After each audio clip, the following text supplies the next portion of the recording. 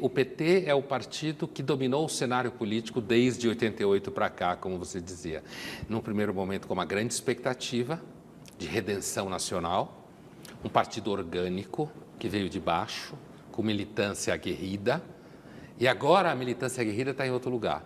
Então, depois o PT passou pela vergonha, pela humilhação, por escândalos de corrupção, sofreu impeachment, sofreu desgaste, certo? Também o PT ganha eleição para presidente desde 2002, é normal que tenha sofrido desgaste.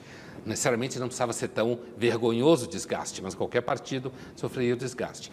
Aparentemente, o Bolsonaro verdadeiro, entendido isso como o Bolsonaro que começou o percurso, é um Bolsonaro politicamente incorreto, que abraça o saco cheio das pessoas com o politicamente correto, com um discurso de esquerda, com preocupações distantes do homem comum. Não ser assaltado, a filha não ser violentada quando volta da escola, ter a janta na hora de comer à noite. Essas são as preocupações do homem comum. E você sabe, eu tenho a impressão que grande parte do pensamento público, do qual eu faço parte, do qual fazemos parte, os professores fazem, os intelectuais em geral, os jornalistas, esqueceu isso, virou as costas para o homem comum. E só olhou para esse homem que deveria ter uma série de virtudes entendidas como virtudes politicamente corretas, eticamente esperadas, que deveria abraçar as 3, 4 causas que todo mundo acha que é importante, e virou as costas para o homem comum. O homem comum está preocupado em não ser roubado. O homem comum não compreende por que a família de um assaltante, por exemplo, ou de um criminoso qualquer que está preso, pode receber uma ajuda do Estado. E ele, que perdeu o pai no assalto, não recebe nada. Esse argumento pode eleger o Bolsonaro 150 vezes. Não esse, mas outros semelhantes a esse. Ele não entende que os direitos humanos funcionam para o bandido, né? Então, o homem comum brasileiro, direitos humanos é uma coisa importante. É importante que você proteja o preso do Estado, que ele não seja tratado como... É um avanço civilizatório, né? É um processo interessante a gente saber a história disso, na Convenção dos Direitos Humanos, só que... em 48, depois da Segunda Guerra Mundial. Quer dizer, isso tem uma história, acontece num contexto, Sim, é um avanço. Só que a ideia de que você deve dar uma ajuda à família de um preso para retirar os filhos do ciclo da violência e das drogas, daí estaria o argumento de você dar uma ajuda financeira, essa ideia que é racionalmente compreensível dentro da lógica de que ajudando financeiramente os filhos sairiam do ciclo do crime, Sim, qual você o pai romperia pertence, aquele ciclo. essa ideia na cabeça da maior parte dos cidadãos que não recebe nenhuma ajuda do Estado, morre na fila do SUS, a escola pública é ruim, não recebe nenhuma ajuda de ninguém, tem que se virar para sobreviver, é assaltado, é morto e os filhos ficam órfãos. Essa ideia anterior que eu descrevi de ajudar não entra na cabeça deles. E, do ponto de vista deles, não entra com razão. Porque entre a família de bandidos e a família que perdeu o pai ou a mãe num assalto, essa família de cá viveria segundo a norma. Então, esse tipo de comparativo, é esse tipo de clareza que muita gente está começando a ter. O PT, o partido que dominava o nosso país, é um partido socialista. E o socialismo conhece a máxima. A máxima é dividir para governar. Então, se você coloca uma semente daninha no coração das famílias, se você destrói a base da sociedade, você destruiu a nação.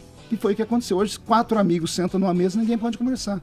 Você fala, e aí, negão? Negão Sim. Não, olha, porque isso é racismo, mas eu sei, branquelo. Branquelo também não, mas você não tem mais alegria. O politicamente correto tirou da gente a alegria, tirou a paz do brasileiro e criou esse furdúncio. E o outro lado também não está pegando pesado? Mas o outro lado é criado exatamente por esses. O Bolsonaro falando de metralhar petralha não é pegar pesado também? São expressões aleatórias usadas, Sempre mas isso não é uma doutrina. É um cidadão que expressa porque ele é autêntico. Agora, quando você pega o outro lado não era poder. Era um grupo de poder extremamente pensado, engenheiros sociais querendo reinventar a sociedade, querendo reinventar o que é homem, o que é mulher. Então, isso, vocês lembram da torre de Maslow, né? A pirâmide de Maslow, já estudaram sobre isso, quais são as necessidades do ser humano. A base aqui embaixo são as necessidades orgânicas, o principal. Então, quando você começa a destruir o ser humano por essa base toda, você cria o caos. Criou o caos, as pessoas pedem alguma coisa que acabe com o caos. Totalitarismo talvez era essa a intenção do outro partido, criar aqui um totalitarismo. Só que deu, como é que diz a moçada, deu ruim. Deu ruim. Deu ruim. A gente tem um pensamento mundial, o pensamento mundial, principalmente de imprensa, que é mais pra canhota. Que é o quê? Aquele negócio de democracia, direitos humanos, socialismo, progressismo. Não, então, mas o professor Vila aqui esteve e ele falou que esse socialismo do PT não é um socialismo. Isso aí é mais ou menos um sindicato. Porque ele não tem esse mesmo... O viés deles é outro pensamento. Professor entende mais que eu. Eles estão tentando reinventar a esquerda, essa é a verdade. Estão tentando, é uma nova esquerda. Seria esse o nome? Podemos dar esse nome? É uma nova esquerda. Eles até usaram esse termo na América Latina, né? Socialismo do século XXI. Porque, na verdade, o que a gente quer dizer quando a gente fala que o PT é socialista? Não é falar assim, o PT é igual a Stalin. Lula não é igual a Stalin. Ele não criou um gulag.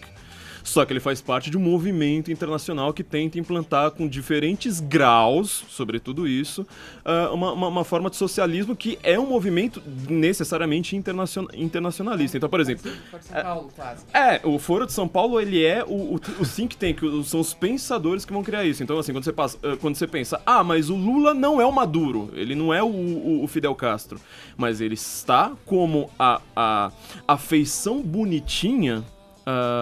internacional desse mesmo movimento. Então, quer dizer, você pega o Odebrecht, o Lula ganha aqui, bonitinho, falando eu sou democrático, não sei mais o quê, e ele vai dar dinheiro pra Venezuela. Quem financia o socialismo venezuelano, aquele lá de dar tiro no meio da rua em estudante, de matar gente, não é tiro de bala de borracha, é tiro de matar, quem vai financiar aquilo ali é o Lula. Quem vai tentar fazer uma internacional socialista nova é o Lula com Gaddafi, entendeu? O resto tá bom, lá. O Foro de São Paulo é uma invenção. O Foro de São Paulo é de mentira também. O Foro de São Paulo é uma invenção. Aconteceu, mas ninguém não acha... aconteceu, não acontece. Mas ninguém acha que aquilo ali é pra implantar. Mas é claro que ninguém acha, mas é claro que os caras do Foro acham, só isso. Só eles acham. O que eles fizeram pra implantar o socialismo no Brasil em 13 anos no poder? É isso que eu tô falando, eles não querem implantar o socialismo, acho que a gente fala, eles fazem parte de um movimento internacional. Agora, quem tá implantando o socialismo na Venezuela, na Nicarágua, em todos esses países, Bolívia... O Brasil não é só o Foro, o Brasil é o exemplo. Cofre. O Brasil era um país mais pujante da América, poxa.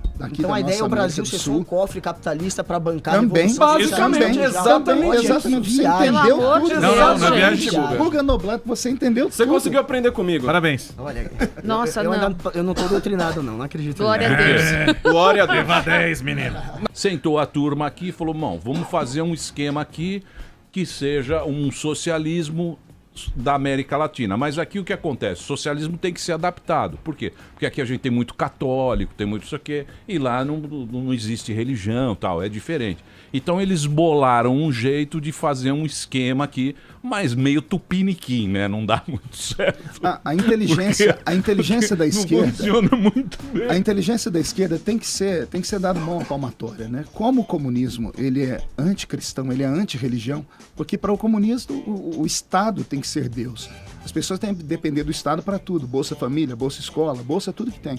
O Estado tem que estar acima de tudo. Quando chegam aqui no Ocidente, eles esbarram no cristianismo.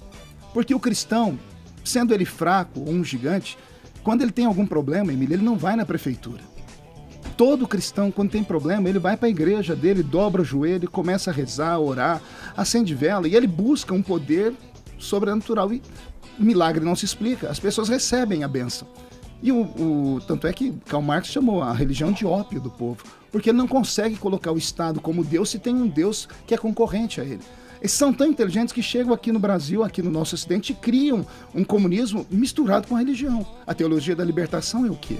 Sim. A teologia da libertação são os padres vermelhos que abraçaram o comunismo, pegaram algumas falas de Cristo e criaram o caminho para se criar o PT. Mas isso aí não PT nasce disso. Então,